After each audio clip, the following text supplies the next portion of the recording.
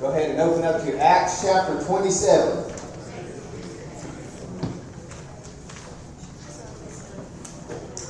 Acts chapter 27. I don't know if we're going to make it through the end of the book of Acts today or not. We'll just kind of have to play that by ear. But as you remember, we did technically make it through all the way Acts chapter 27 last week. But what I want to do is I kind of want to review a little bit about the shipwreck, because this is kind of the lead up. And that's really what chapter 27 is all about. The whole chapter is the shipwreck of Paul. And again, we talked about this last week. Unless you sit down and you actually look at the direction that they were traveling, some of the words that are used in the chapter, such as weighing out anchor or letting out the headgear, depending on what your text says in Acts 27 and verse 15 or 17 there. And then when you look at that, then you can kind of get a picture in the head of why they were in so much peril. Well, let's review that just a little bit before we go into it. And again, this is the ship that they would sail on initially. This is a smaller commercial vessel. Okay, so this would be like a merchant ship almost. You can go back to Acts chapter 27 and look at verse, that would be verse 2. Verse 2, it says, embarking on an Adramyttian ship. Okay, and Adramyttian is right over here. And so they are down here in Caesarea. And so they found a small merchant ship that more than likely just bounces along the coastline back and forth all the way down here to Egypt up into this region. And that's really what those ships were mainly used for. Those ships are not used for going out across the open sea. And again, where Paul is going to is he's going to Rome right there, that little dot right there. That's where he's heading to. And the reason why is because Paul has gone through a series of trials, initially being arrested in Acts chapter 21 because he was at the middle of a riot. They arrested him, gone through various trials. Paul appeals to Caesar, so they're going to take him to Caesar all the way over here in Rome. Well, when they leave Caesarea, they leave on this Adramyttian ship, which is not meant to go across the open sea. So they bounce over here to Sidon.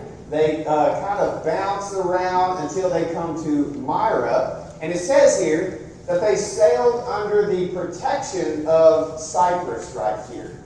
So they sailed under the protection of Cyprus. That means that the wind was coming in this way. And literally it says there that the wind was an adversary to them. It was literally in their face is what the wind was doing. It was contrary to them. So the wind's coming from this direction. So they kind of sail under the protection of Cyprus right here and bounce along this shoreline until they come to Myra. While they are there in Myra, it says that they found an Alexandrian ship in verse 6. Alexandrian ship. These ships are a little bit bigger. They're going to have the capacity, the ability to sail across the open sea. And so they came over here to Myra and they found that ship and thought, what luck. We finally found a ship that can take us basically directly from here to here. And so they board the ship. Once they get on the ship, and by the way, that Adramyttian ship was loaded down with wheat, remember? Because if you look in verse 18, I believe, or 19, it tells that they started tossing the wheat out over the ship. That's because it's coming from this region down here. The harvest that's in this region right here. They were taking it across open sea. So they found this ship. Well, it says that they sailed around to a point that they could sail no further under the protection of that coastline. Because remember, the winds are still pushing down this way. They had to drop down over here to Crete. And it says sail under the protection of the island of Crete until they could go no further to Fair Havens. Fair Havens. While they were there at Fair Havens, this is where Paul speaks up and he says, guys, we've got a problem. There's some bad storms coming up that are very historic to this region, by the way. And he tells them, he said, we need to stay here for the winter. Well, Fair Havens did not have a port that was suitable for wintering a ship. And so the centurion was more persuaded by the owner and the captain of the boat. And so he decided that they were going to set out from their havens to Phoenix, which is a little bitty town right over here on this part of this island, okay? And so that's what they were going to do. However, before they did that, you can look at verse 13.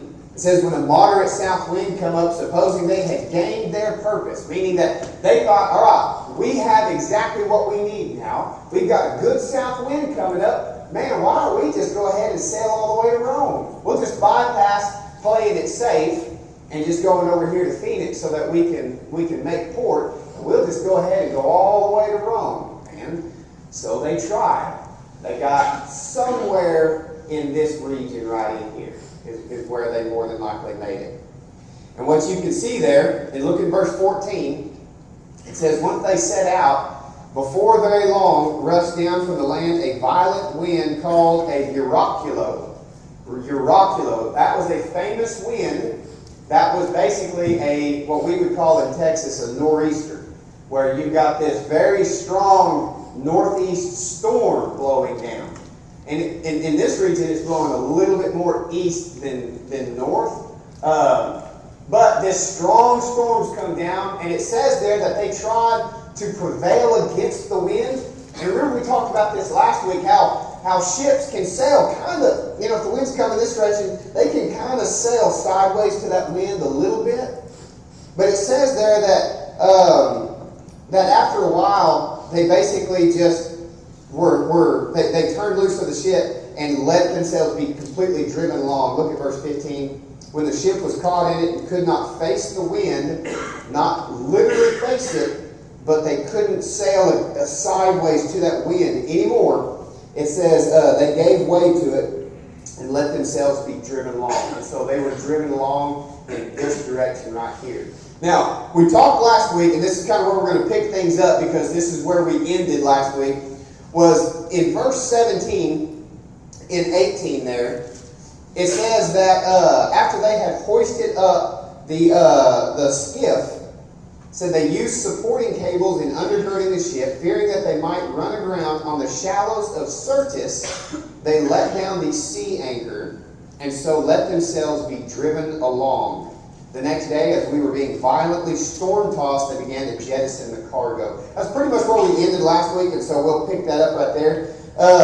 When it says that they used supporting cables or ropes in undergirding the ship, what that was they took a big cable. You remember we talked about them wrapping that boat multiple times around it.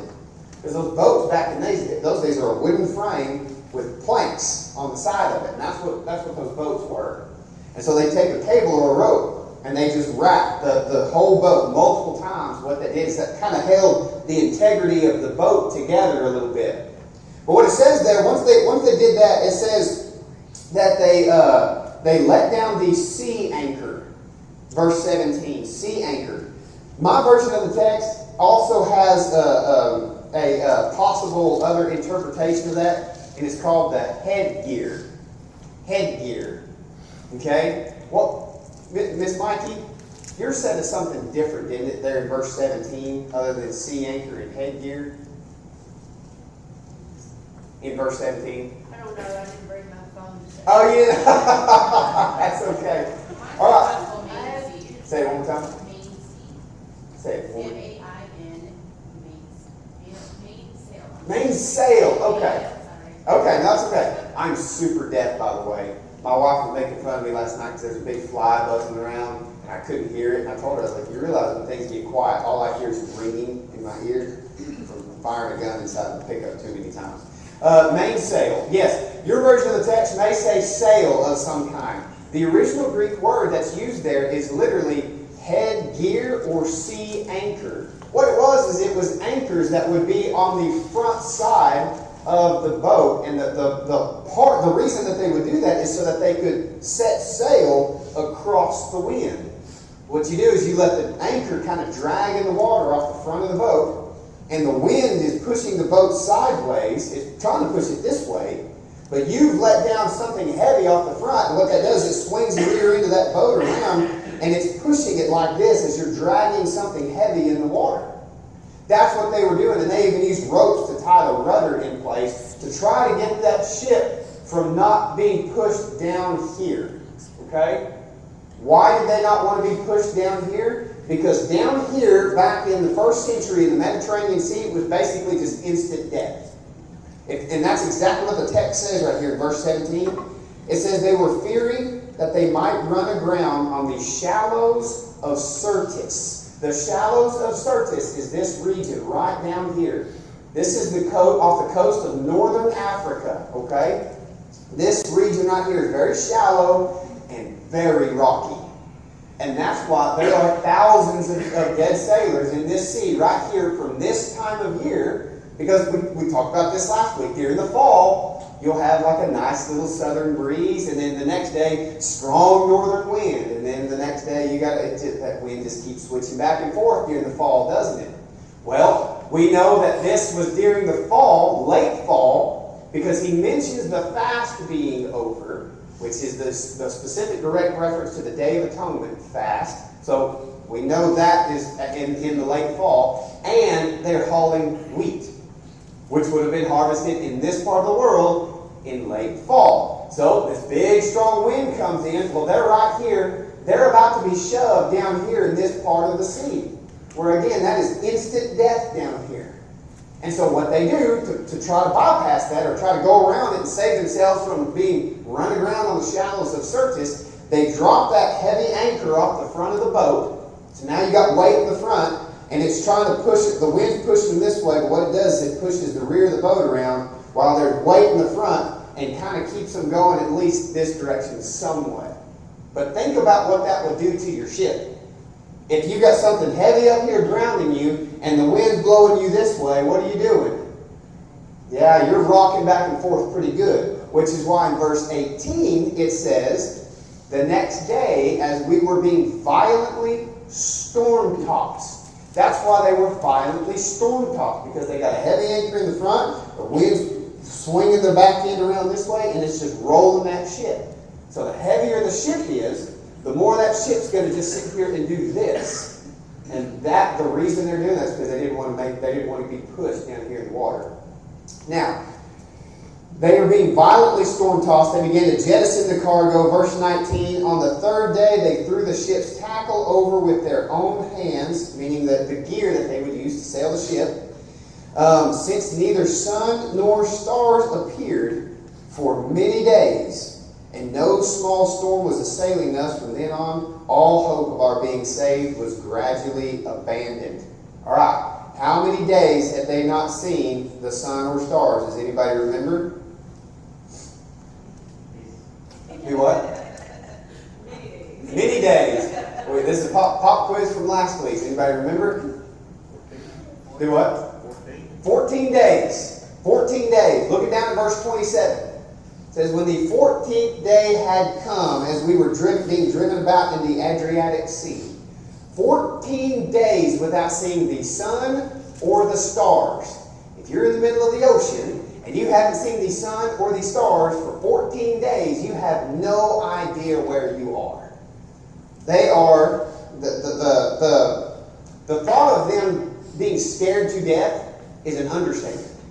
They are terrified of exactly what's about to happen to them. They just know they're about to be pushed down here. They have no idea where they're at in that sea. But this is where we start getting into some things that are interesting. Paul knows something that they don't know. Paul knows something they don't know. Look at verse 24. Paul tells them, do not be afraid, Paul, you must stand, saying, do not be afraid, Paul, you must stand before Caesar, and behold, God has granted to you all those who are sailing with you. That is an angel of the Lord that came and appeared to him, verse 23. An angel of God appeared to him and said, do not be afraid, Paul, you must stand before Caesar, behold, God has granted to you all those who are sailing with you. Now, Paul not only had an angel appear to him and tell him, don't worry, Paul, y'all are going to make it out of this okay. But do you remember what Jesus told him all the way back in Acts chapter 21? Do what? He's going to Rome too. That's exactly right. All the way back in Acts chapter... Let me find it. Why can't I find it? It was when Jesus appeared to him and said, "Since you have solemnly testified to me in Jerusalem, so you must also testify to me in Rome." And so Paul knew, because Jesus Christ himself told him all the way back when he was in Jerusalem, Jesus Christ told him that you're going to go to Rome. And so Paul is out here in the middle of the ocean with a couple of hundred other people on that boat. And what does Paul know that they don't know? He knows he's going to make it to Rome. Jesus Christ told him, and an angel of the Lord came and appeared to him and told him exactly that.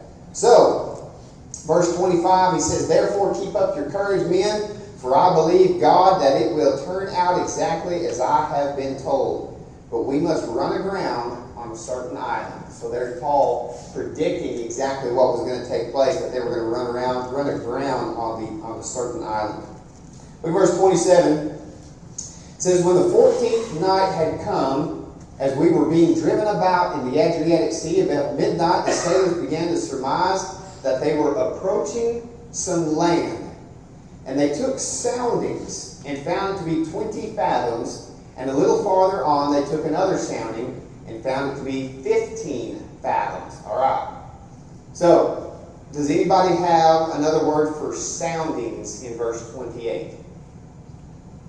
Okay, a sounding was when they would take a rope and they would drop a weight on the end of that rope. And they would let that rope hit ground, and then they'd mark it, pull it all the way back up. And they say, "All right, we are this far away from hitting the earth." And then they do it again, and then they kind of measure exactly how far the boat is away from striking land. Well, they thought that they were going to start getting close to some land. So they started taking these soundings. A fathom, by the way, you might want to make this note in your Bible, a fathom is from fingertip to fingertip of an outstretched man. Okay? Roughly about 6 feet. 6 feet. So it says there in verse 28 that they took a sounding and found it to be 20 fathoms.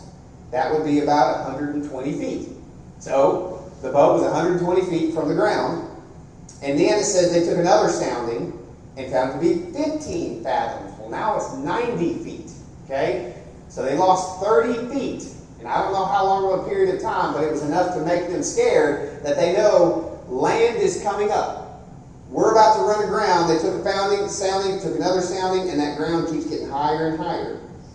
Verse 29, it says, "Fearing that we might run aground somewhere on the rocks, they cast 4 anchors from the stern and wished for daylight." All right, so, and again, you got to remember, they haven't seen land yet. They don't know that they're heading in this direction. They still think they're coming down here and being pushed by this Euraculo, this strong northeastern wind, and being run aground on this area down here. So they take some fathoms, or they take some soundings, and they found it to be 120 feet and then 90 feet. So they don't see the sun, they don't see the stars, they can't see the land, they just assume they're coming up on land. Well, what it says there is they cast 4 anchors from the stern and wished for daybreak. All right, what's the stern of the ship? Anybody know? The rear. Do what? The rear. It's the rear. It's the rear of the ship. So basically, they threw 4 anchors off the rear of the ship and just hoped for daylight. Basically, they're trying to slow themselves down. They know land is ahead of them. They don't know what land. Again, they still think they're down here. They think land's ahead of them. They cast 4 anchors out, and they just wish for daylight. Well, verse 30, as the sailors were trying to escape from the ship, had let down the ship's boat, which would be like the skiff, into the sea, on the pretense of intending to lay out anchors from the bow, Paul said to the centurion and to the soldiers, "Unless these men remain in the ship, you yourselves cannot be saved." Then the soldiers cut away the ropes of the ship's boat and let it fall away. And until the day was about to dawn, Paul was encouraging them all to take some food, saying, and I'll get into what Paul's about to say here in just a second. But I want you to notice that, like, the sort of command that Paul has taken on the boat. Have you kind of noticed that already? We looked at that last week on how these men thought that they were going to die, and it was Paul that stood up in their midst, verse 21, and encouraged them. And get the scene straight in your mind. You've got Roman centurions. You've got Roman guards. You've got captains of the ship. You've got the owner of the ship. You've got the other sailors that are there. And then you've got Paul, who's just a prisoner. That's all he is a prisoner. And yet Paul stands up in their midst, and you can almost feel it in the text. It's like the whole boat goes quiet and is listening to this one prisoner encourage everybody. Well, now there were some sailors that were scared to death because land's coming, right? They know land's coming and they think they're down here. Well, now some of them are starting to jump ship. They're starting to get in the skiff. And Paul, just a prisoner, says to the centurion, if those men get in that skiff, we're all going to be gone. And so the centurion himself listens to a prisoner, Paul, cuts the skiff down and just lets it go. And now Paul stands in their midst and begins to encourage them. And notice the command of attention that Paul has. Look at verse 33. He tells them, today is the 14th day that you have been constantly watching and going without eating. By the way, that should tell you the seriousness of the situation. These men weren't fasting for religious reasons. They were fasting because they were scared to death and they were working constantly to try to keep that ship held together, not breaking apart. Because remember, they wrapped the cords around it. They're trying to hold that ship together. They're trying to set it in the right course. They're trying to keep it from going down here and where there's instant death. Remember? They were working and stressing out so hard that they hadn't eaten anything for 14 days. Verse 34, Paul says, I encourage you to take some food, but this is for your preservation, for not a hair from the head of any of you will perish. My word. Do you think that didn't encourage them? Having said this, he took bread and gave thanks to God in the presence of all, and he broke it and began to eat. And all of them were encouraged, and they themselves also took food. And all of us on the ship were 270 persons. When they had eaten enough, they began to lighten the ship by throwing out the wheat into the sea. All right. Paul, just a prisoner, stands up and commands the attention of the boat. He begins by telling them, don't worry. An angel of the Lord had appeared to me and said that we are going to make it to Rome. That and Jesus Christ himself, several chapters back, all the way back down in here in Jerusalem, told Paul, you're going to go to Rome. So Paul knew he's going to go to Rome. And you have to wonder if the peace and confidence of Paul helped him to command the attention of others around him. And let that be a lesson to us today, is peace and confidence in Christ can command the attention of people who think they're drowning in life. But Paul stands up in their midst, tells them to be encouraged, and commands the centurions to cut the skiff, and they do it, and then takes and commands the attention of the rest of the boat, tells them to get something to eat, and says, don't worry, we're going to make it to land. Not a single hair of anybody is going to be harmed, he says, except this ship. Now, verse 39, when day came, they could not recognize the land, but they did observe a certain bay with a beach. And they resolved to drive the ship onto it if they could. All right. So finally, they see land. And the land that they see is a bay with a beach on it. Okay? That is way different from the type of land they would have seen down here. Down here is massive rocks jutting up out of the water. It's a place where if you run a ship aground, you're not going to survive. Especially this time of year when things are starting to get cold. This is late fall, and this is a winter storm that is blowing in. They would not have survived if they ran aground out here on the rocks. But they see land coming. The land that they had been measuring by taking soundings, and they knew it was coming up, and they see it coming. And it's a bay with a beach on it. Basically land that they knew they could survive on.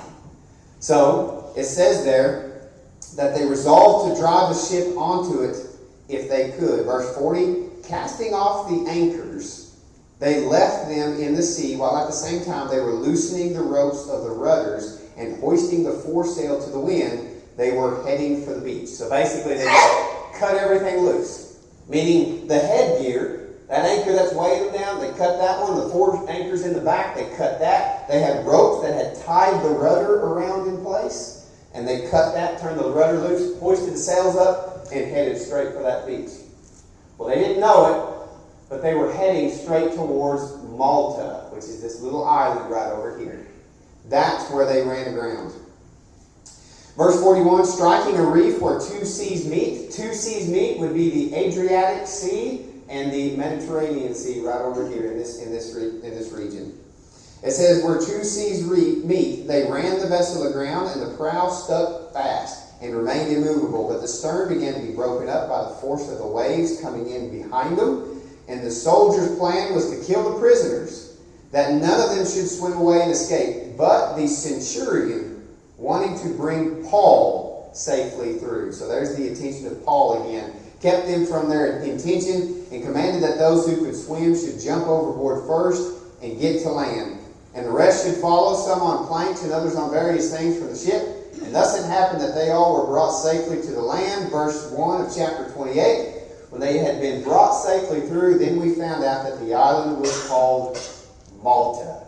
All right. So it's taken us a couple of days now to try to finally get through the shipwreck of Paul. Started all the way down here in Caesarea, where they boarded a merchant ship. Bounced around over here on the Mediterranean Sea, on the coastline, to where they came to Myra. Got on a different ship. Couldn't make it over here because of the wind that was coming this direction. Sailed over here to Fair Havens. South wind came up. They thought, hey, we got it made. We can make it all the way to Rome. They set out. Big northeastern storm came in. They made it somewhere right in here. It started pushing them down. They thought it was pushing them down here. They avoided that. Those are some good sailors, by the way. Be able to avoid this region down here. They kept that ship going, and I don't know if this is a straight line. I drew this on a map, so it could look like this, where they finally made it over here to Malta. But this is Malta. This is the island where Paul and the rest of the prisoners would finally be shipwrecked. Yes, sir. If you look at that and you see that little tiny speck out there in the middle of that big sea, there had to be some divine intervention. I'm telling you. To get them to there. I'm telling you. Yes. The providence of God is amazing. Yeah. For them to hit this little bitty mark right there. That's exactly right. So I wonder if they missed that, how much more that ship would have held together. Could have been just broken up completely. A lot of ships would do that. That's why they learned to undergird the ship. All the way back in verse 17, it says they undergirded it with cables. That's because a lot of these storms would kick up and the boat would just fall apart because it can't stand the pressure. So just the fact that the boat didn't break was borderline miraculous. The fact that it didn't push them down over here, the providence of God is an amazing thing. They came all the way over here and hit the mark. By the way, you can consider this the providence of God too. The story that we're about to get into was prophesied of and spoken of by Jesus Christ himself. So, when they came to the island called Malta, it says there in verse 2 that the natives showed us extraordinary kindness. And it says, for because of the rain that had set in and because of the cold, remember this is late fall, early winter, they kindled a fire and received us all. When Paul had gathered a bundle of sticks and laid them on fire, a viper came out because of the heat and fastened on his hand. And when the natives saw the creature hanging from his hand, they began saying to one another, undoubtedly this man is a murderer. And though he has been saved from the sea, justice has not allowed him to live. However, he shook the creature off into the fire and suffered no harm. But they were expecting that he was about to swell up or suddenly fall down. But after they had waited a long time, it had not seen anything unusual happen to him. They changed their minds and now began to say that he was a god. All right. Turn your books over to Mark chapter 16. Mark chapter 16.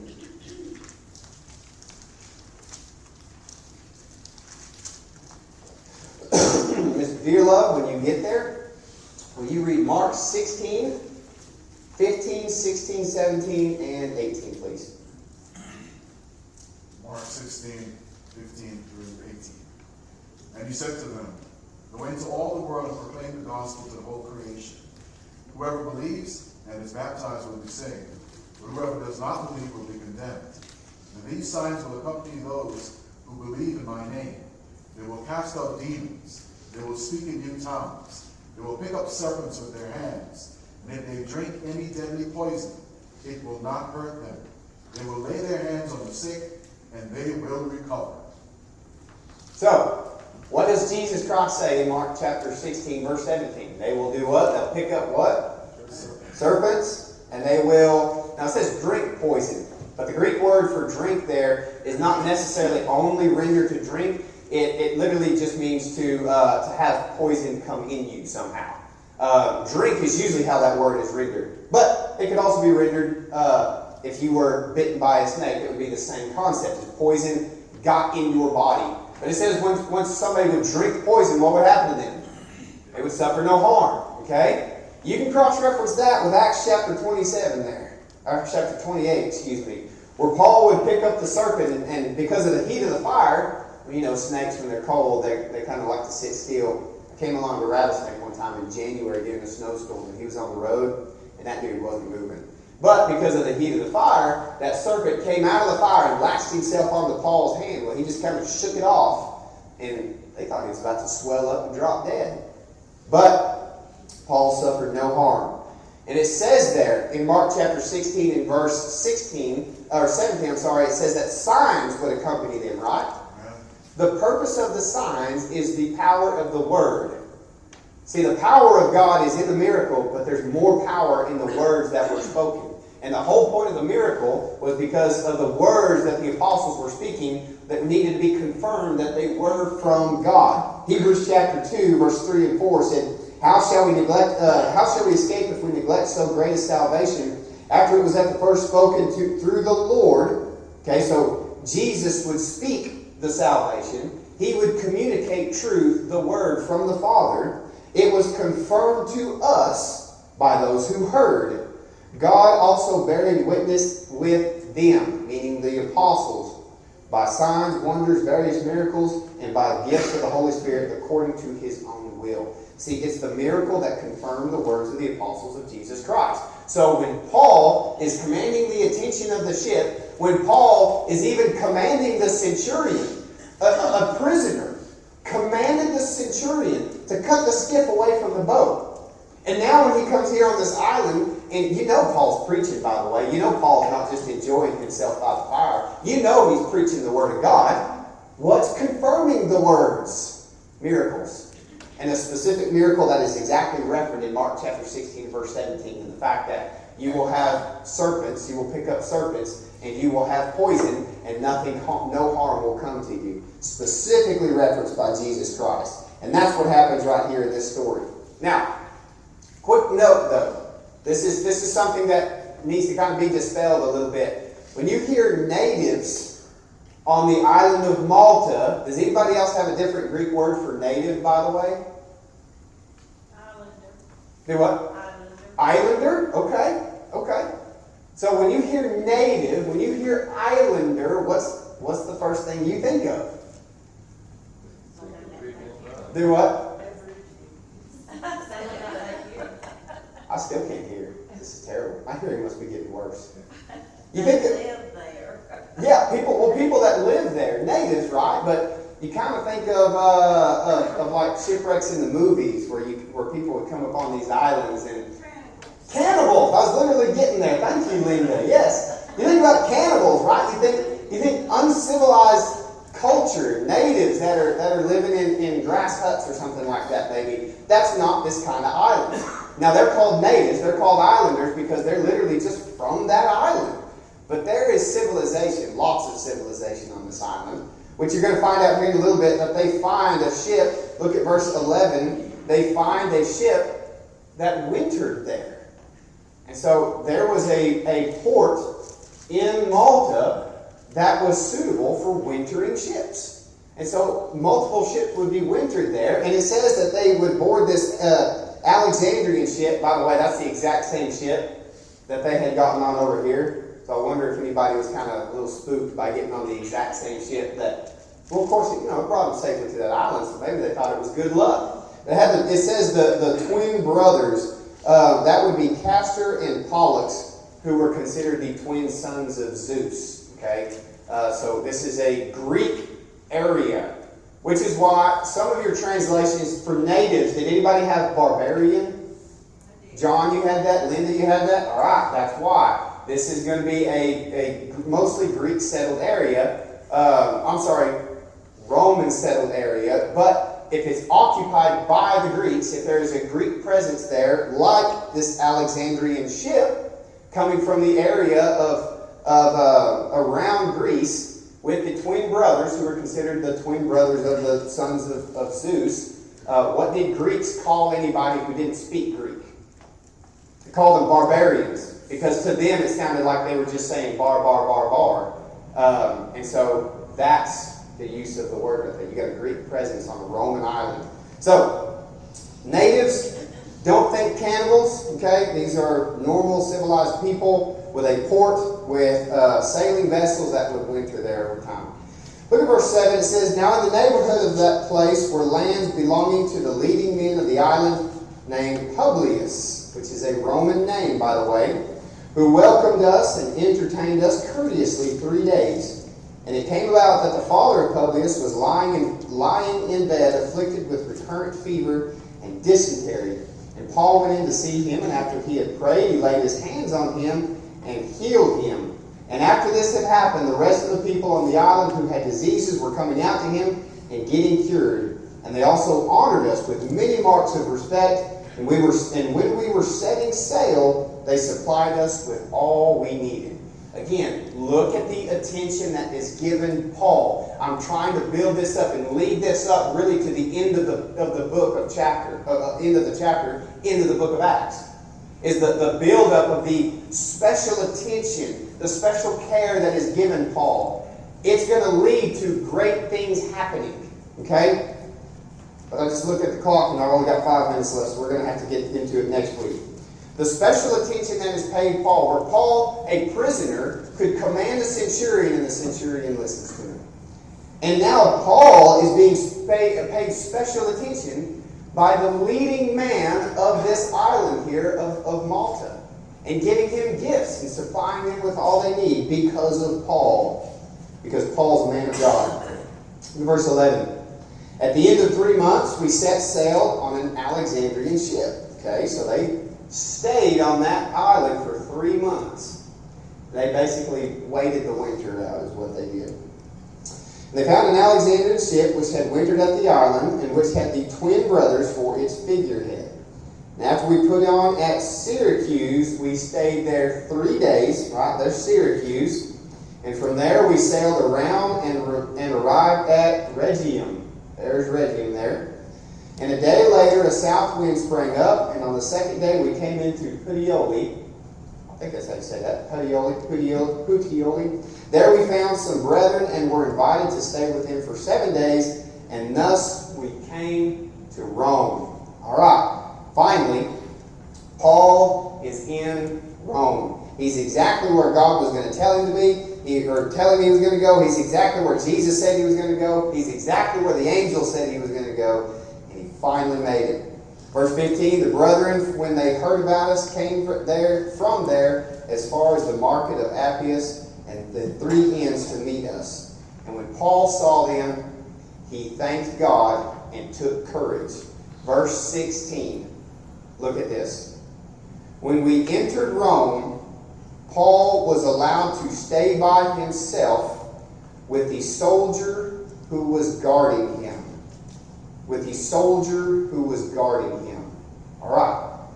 I'm going to conclude with this thought here, and I don't care if I go long or not. This is awesome. This is fascinating. You see the special attention that's paid to Paul. How he could command the attention of the boat because he was a man of God. Because he could command the centurion to cut the skiff away because he's a man of God who had the rest of the ship is going down, and they could look at Paul and see the peace and the courage of Paul because God is with him. And now Paul is taken to Rome, and he's not set in some prisoner. In fact, he is allowed to, the verse says, stay by himself. He's allowed to stay by himself with the soldier who was guarding him. Look at verse 30 of that same chapter. He stayed 2 full years in his own rented quarters. His own rented quarters. Paul got to have basically an apartment with a soldier who would just guard him every now and then. And anybody who wanted to come and see him, they could come and visit Paul. Why is that significant? I want you to notice what Paul was able to do. Go back to chapter 27 and look at verse 1 and tell me exactly what type of guard was guarding Paul. Centurion. Do what now? Centurion. A centurion. Do what now? Augustine. Of the Augustan cohort. A centurion of the Augustan cohort. All right. The Augustan cohort was the emperor's personal guards. They were the emperor's personal guards. They were the ones that were in charge of the. They were the ones that were in charge of the security of Caesar himself. Okay? So Paul is not just being guarded by just some random prisoner or just some random prison guard. Okay? He is being guarded by Caesar's personal security team, basically. The Augustan cohort. Go to Philippians chapter 1. Okay? Look at Philippians chapter 1.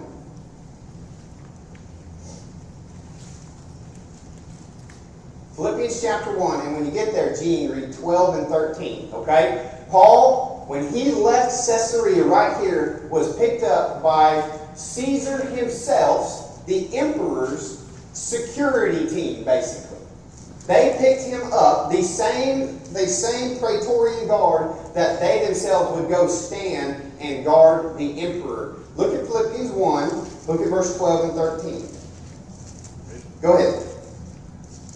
Now I want you to know, brothers, that what has happened to me has really served to advance the gospel.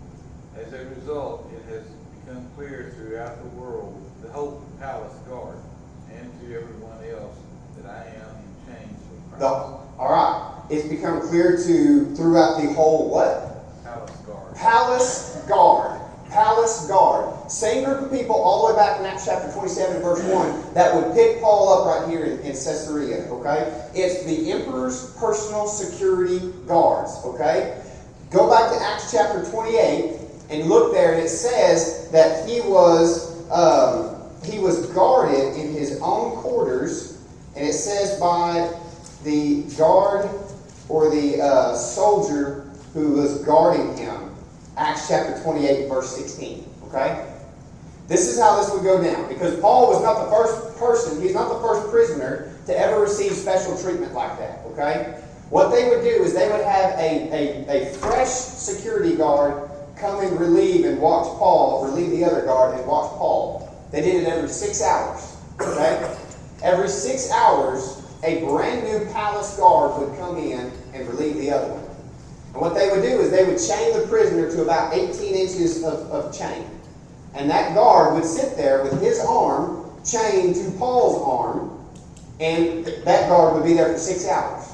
And 6 hours later, here comes another guard. Unchain that guard would chain himself to Paul, and that guard would watch Paul for 6 hours. Then another 6 hours, here comes another one. Another 6 hours, here comes another one. Well, Paul would say in Philippians chapter 1, verse 12 and 13, that my imprisonment has turned out for the greater progress of the gospel, so that my imprisonment in the case of Christ has become well known throughout the whole palace guard. Now look at Philippians chapter 4 and verse 22. Casey, when you get there, read that one. When Paul is wrapping up his book, his letter that he writes while he's in a Roman prison, while he's had the ear of the private personal guards of the emperor himself. Notice who he says greets you. All the saints greet you, but especially those who are of Caesar's household. All right. Isn't that awesome? By the way, he wrote Philippians while he was in Roman prison. He wrote this letter, and he is guarded by the emperor's private security team. And he is evangelizing the emperor's private security team, so much so that what are they turning around and going and making in Caesar's own household? Christians, verse 22, all these saints, all the Christians greet you, especially those of Caesar's household. Because all the way back in Acts chapter 21, the emperor's security team picks him up right here. And while he's in Roman prison right there, he has the palace guard watching him. And the new soldiers rotated out every 6 hours. And what's Paul doing to them? He's preaching the gospel to them. He's making them Christians. And what does the emperor's own private security team do? They go and make Christians of Caesar's household. His own family. By the way, does anybody know who Caesar is, who the emperor is at this time? Nero. Nero's own family was being converted because Paul would use a situation like that, being in prison, who on 18 inches of chain, using him as his captive audience. By the way, if he had him on 18 inches of chain, that Roman guard could do this with this hand, but what could he not do with this one? This one's chained to Paul. All Paul had to do was pull that finger out of his ear and preach the word of God to him, couldn't he? I'm telling you, Paul's an amazing man. And so Paul, even in his imprisonment, would convert part of Caesar's household. Found right there in Acts chapter 27 and Acts chapter 28. And that's where we're going to have to leave this Bible class. Sad to say, we're a little over time, but I think that was well worth it. We'll leave Paul right there in Rome, and we'll come back next week and we'll wrap up and kind of conclude the book of Acts. Thank y'all so much for listening.